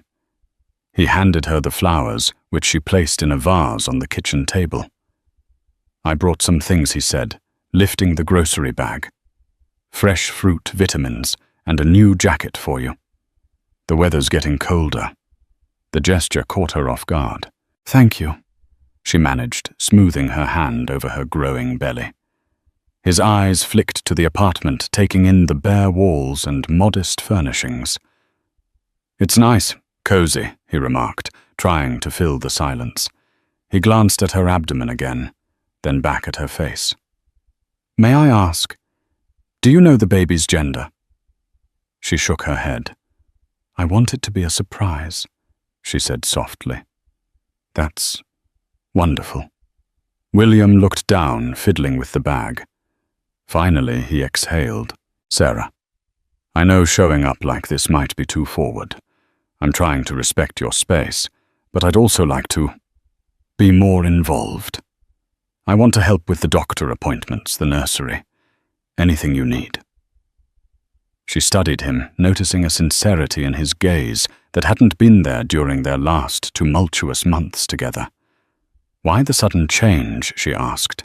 She recalled the humiliating nights she spent on the streets, clinging to her coat for warmth, while he mingled with venture capitalists. William's shoulders sagged. When I left, I was consumed by my ambition, believing I couldn't handle a relationship. I was terrified of failing. I did fail you in the worst way. Then once success arrived, I felt emptier than ever. All I had was money, status, and a hollow sense of accomplishment. He paused, voice raw. I realize now that none of it matters, without love, without people who truly care about you. I guess I'm trying to atone for that. I can't change the past, but I can try to be here now. Tears prickled Sarah's eyes. The sincerity in his voice shook her. I appreciate the honesty, she said slowly. She wondered if it was real or if guilt simply propelled him now that she was visibly pregnant and vulnerable. Yet a part of her, the part that remembered how they'd once dreamed side by side, wanted to believe him. Would you like some tea? She offered, gesturing to the kettle on the stove. He nodded gratefully. The two of them settled at the tiny kitchen table, sipping tea amidst the silence. The city traffic hummed outside. Neither knew how to pick up the pieces of a shattered marriage in one afternoon, but at least they were there, trying. After a while, William cleared his throat. I'd like to take you to your next prenatal appointment, he said. If you'll let me. I can drive or we can get a car. Whatever you prefer. She hesitated only briefly before nodding. That would be nice. Deep down, a small flicker of warmth lit her heart, something akin to hope. William accompanied Sarah to her next prenatal appointment at Bellevue Hospital. Ms. Francis, the shelter nurse who volunteered there, greeted them warmly, but Sarah noticed the curious glances from staff members. She imagined they recognized William. His face was plastered across business headlines. Yet to his credit, he didn't flaunt his status. He simply held Sarah's coat while she changed into a gown and asked the doctor thoughtful questions about the baby's development. They heard the baby's heartbeat again, steady and reassuring. William's expression softened, and Sarah saw tears in his eyes. A powerful wave of emotion struck her. It was the first tangible moment she realized he truly cared about the child. On their way out, he placed a gentle hand on her back, guiding her through the bustling hallway. She allowed the small gesture longing for closeness, yet keeping her guard up. In the hospital lobby, they unexpectedly bumped into a familiar face, Barbara Donovan Williams' mother. Her short silver hair was styled elegantly, and she wore a designer coat. She froze upon spotting her son with Sarah. "William," she exclaimed. Then her gaze flicked to Sarah's round belly, and her eyes narrowed. "I heard rumors, but I thought you two were done." Sarah instinctively braced herself. She recalled the tension with her mother-in-law, who never quite warmed to her. Barbara had always found subtle ways to criticize Sarah's family background and modest means. She also blamed Sarah for distracting William from more important ambitions. William squared his shoulders. "Mother, this is Sarah. My wife. She's pregnant with our child." Barbara's lips pressed into a thin line. "So you're reconciling?" she asked, voice laced with disapproval. Sarah couldn't hold back. "I wouldn't call it that," she said quietly. We're trying to figure things out, at least for the baby's sake. Barbara sniffed disdainfully. William, you have far too many responsibilities to let old mistakes drag you down. She eyed Sarah as if she were an intruder. Why didn't you tell him you were pregnant sooner? A flame of anger rose in Sarah. I tried. He left, and I had no way to reach him. And trust me, I wouldn't call carrying your grandchild a mistake. William gently took his mother's arm. Enough, Mother. The baby is my responsibility, and I won't have you speak to Sarah that way. We're not discussing this here in a hospital lobby. Barbara sniffed again. We'll talk later, William. She glared at Sarah with thinly veiled contempt, then turned on her heel and walked away. Heart-pounding, Sarah noticed people staring. She blinked back tears, humiliated by the confrontation. William's jaw was tight. I'm sorry. She had no right to talk to you like that, he said softly. But Sarah's mind raced.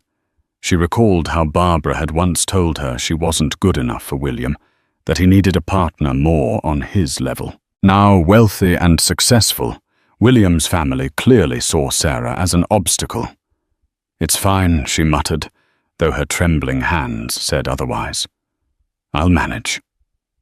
They walked outside, the crisp air hitting their faces. William turned to her. Please don't let her get to you. She doesn't speak for me. Sarah found her resolve. I won't. But if we're going to co-parent, I need to know you'll stand by me, not be swayed by your mother's opinions. He nodded, eyes earnest. I promise. Though his promise felt genuine, Sarah couldn't ignore the chill left by the confrontation. She remembered the nights when William's mother belittled her for dreaming of being a writer, for lacking financial security. Would that negativity poison their child's life too? Or had William grown enough to shield his new family from it? Only time would tell. On the drive back to Sarah's apartment, the tension was palpable. William tried to make small talk about the baby's due date, about nursery decor. But Sarah was lost in her thoughts. In a rare moment of vulnerability, he admitted quietly, my mother was always controlling. Part of why I left was because I felt suffocated by her expectations, by the pressure of success. I let that overshadow you and me. I'm sorry. Sarah clutched her seatbelt. What's done is done, she said, voice steady. Let's just focus on the future, on doing right by this baby. That's all that matters. Inside, though, her emotions churned. Could we really have a future together? She wondered. Or is it just going to be co-parenting with a man I once loved? At her apartment, he walked her to the door. Call me if you need anything, he said softly. She nodded, uncertain if she'd ever be ready to let him fully back into her life. The final weeks of Sarah's pregnancy arrived with a swirl of conflicting emotions. Her belly felt enormous, every movement an effort. Sleep eluded her, replaced by a blend of excitement and anxiety about the impending birth. William visited regularly, bringing supplies, maternity clothes, organic food, baby items. They spoke about practicalities, pediatricians' childcare options, possible names. Yet the question of their relationship remained unresolved. At times, they fell into an unexpected closeness, sharing a laugh at a tiny onesie with silly prints reminiscing about their college days. In those moments, Sarah glimpsed the man she fell in love with, his eyes warm and tender.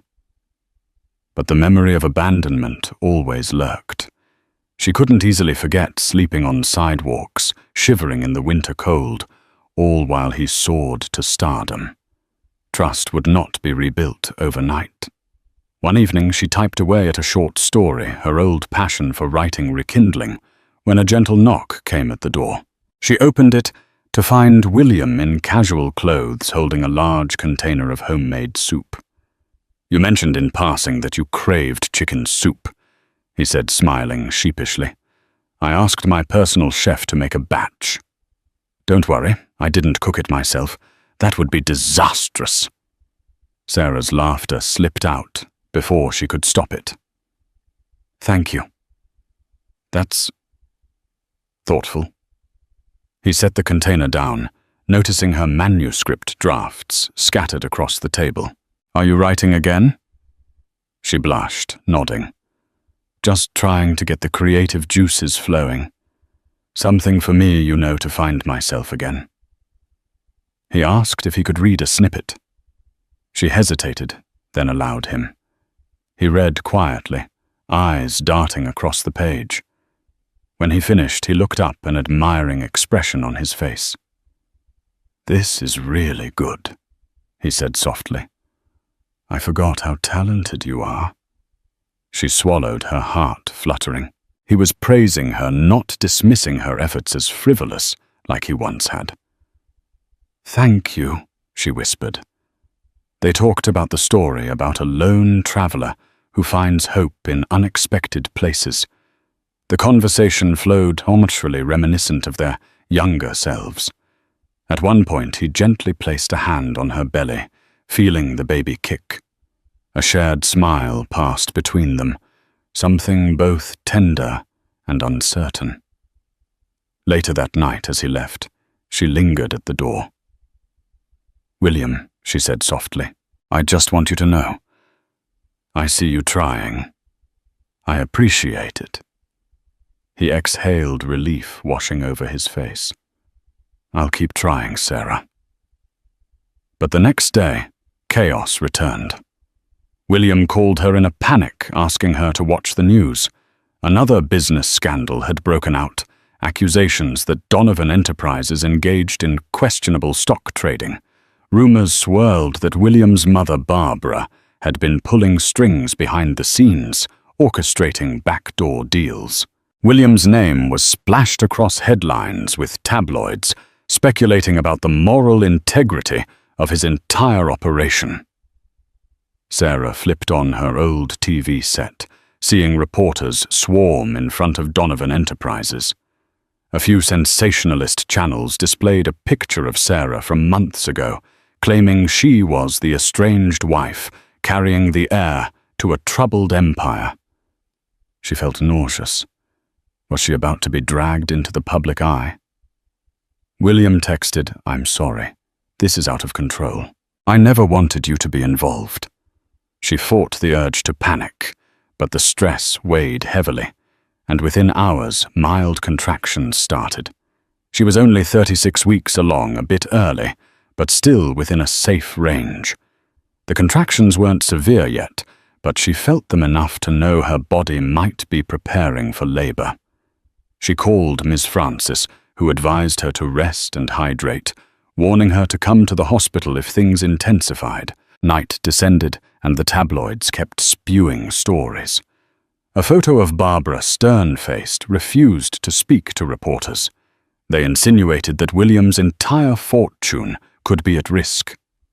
Sarah tried not to care about money, but she worried about the baby. If Donovan Enterprises collapsed under scandal, would her child be caught in the crossfire of a messy public fiasco? When William arrived at her apartment, he looked drained, like he hadn't slept in days. "I'm sorry for the media circus," he said, running a hand through his hair. "I had no idea my mother was involved in shady trades. I've fired the people responsible, but the damage is done." Sarah tried to remain calm, but the Braxton Hicks contractions flared, causing her to wince. William noticed immediately fear flashing across his features. "Are you okay? I think—" She paused, breathing through the discomfort. "I might be in early labor." His face paled, and in that moment, all talk of scandal and business melted away. "Let's get you to the hospital," he said gently, helping her gather her things. As they hurried out, Sarah realized a new chapter was beginning. Whatever storms raged outside, she was about to bring a child into the world, and she needed William's unwavering support. Inside the maternity wing at Bellevue Hospital, time seemed to slip into a blur of fluorescent lights, medical chatter, and waves of pain. Sarah was admitted with mild contractions that by midnight turned fierce. William stayed by her side, gripping her hand through each surge. Sweating and trembling, Sarah alternated between tears and focused breathing, clinging to the promise that soon she'd hold her baby. It was a tumultuous night. At one point, the baby's heart rate dipped slightly, prompting quick action from the medical staff. Fear stabbed through Sarah. She locked eyes with William, seeing raw terror reflected there. In that moment, all bitterness faded, replaced by the realization that they both desperately wanted their child to be safe. The baby's heartbeat stabilized, and relief flowed. Hours crawled by. Finally, near dawn, Sarah felt the overwhelming urge to push. Nurses coached her, encouraging her to bear down. She felt like every muscle in her body was on fire. William murmured supportive words, wiping her forehead with a cool cloth. With a final guttural cry, she felt the release of pain and the sudden miraculous wail of new life. "It's a girl," the doctor announced, holding up a tiny, squirming newborn. A rush of emotions seized Sarah. Love, relief, awe. She reached out trembling arms as they placed the baby on her chest. Shocked by the warmth of that tiny body, tears streamed down Sarah's face. William's eyes glistened too, a rare vulnerability she'd never seen in him before. "Welcome to the world," Sarah whispered, voice choked, pressing a kiss to the baby's wet forehead. The little girl quieted, opening her eyes for a brief second, as if trying to focus on her mother's face. Later they moved Sarah to a recovery room. William remained close, pacing the hallway, on calls to his legal team, but always returning to check on Sarah and the baby. He smiled whenever he saw them together, as though the world outside, with all its scandal and drama, had lost its power here. Barbara tried to visit, but Sarah requested only William and the medical staff be allowed in. She wasn't ready to confront her mother-in-law. Not yet. Meanwhile, word arrived that the scandal at Donovan Enterprises was being resolved. William had stepped forward, taking responsibility for corporate oversight lapses and cooperating with regulators. He was determined to repair the damage rather than hide. 2 days passed in the hospital, a whirlwind of feeding diaper changes and exhausted naps. Sarah watched William hold their daughter, marveling at how gently he cradled her. They hadn't formally picked a name. Sarah had half a dozen favorites. While gazing into her daughter's round, curious eyes, she decided on Hope. It felt fitting. This tiny baby was the embodiment of new beginnings. When discharge day came, William insisted on driving them to Sarah's apartment. He carefully carried the car seat, setting it up by the living room couch. Sarah gently unbuckled Hope, lifting her close. For a moment, they stood together in the quiet apartment, the hush broken only by soft baby sighs. "I want to make a pledge," William said, voice low. "To be here for you and Hope, always. I know I can't erase the past, but I swear I'll do everything in my power to make our future better." Sarah gazed at him, then at Hope. Her heart brimmed with a kaleidoscope of emotions: uncertainty, gratitude, a cautious desire to heal. "It won't be easy," she murmured. "We have a lot to work through, but I'd like to try." He exhaled relief, flooding his features. "We'll go at your pace. Whatever you need." She nodded, tears glimmering. Over his shoulder, she saw a reflection in the window herself, William and Hope in his arms forming a fragile family portrait. Perhaps fate had brought them full circle. The child they created now bound them with a love that neither betrayal nor success could sever. For weeks they navigated those uncharted waters. William balanced corporate responsibilities with fatherhood, often losing track of time as he admired his sleeping daughter. Sarah slowly let her guard down, recognizing that while forgiveness would be a journey, she didn't have to walk it alone anymore. Each day, she felt stronger. Each day, baby Hope grew a reminder that life could emerge triumphant, even from heartbreak. Whether or not Sarah and William's relationship would fully mend remained to be seen. But for the first time, she believed in second chances.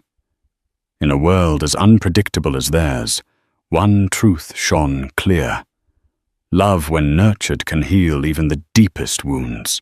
And so from the frigid sidewalks of homelessness to the gentle warmth of a newfound family, Sarah and William's story shows that life rarely unfolds as expected, but hope can spark miracles.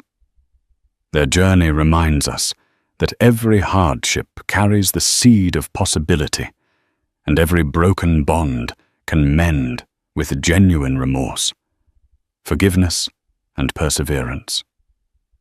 Thank you for joining me in this emotional roller coaster of heartache, redemption, and rebirth. If this story moved you, if you felt Sarah's struggles and found inspiration in her resilience, please take a moment to like, share, and subscribe to this channel. Your support ensures we can continue creating dramatic, heartfelt stories that spark conversations and spread hope. Comment below. What part of Sarah and William's journey resonated with you the most? Share your thoughts, and let's keep the conversation going. Together we celebrate love's power to heal no matter how broken the path once seemed.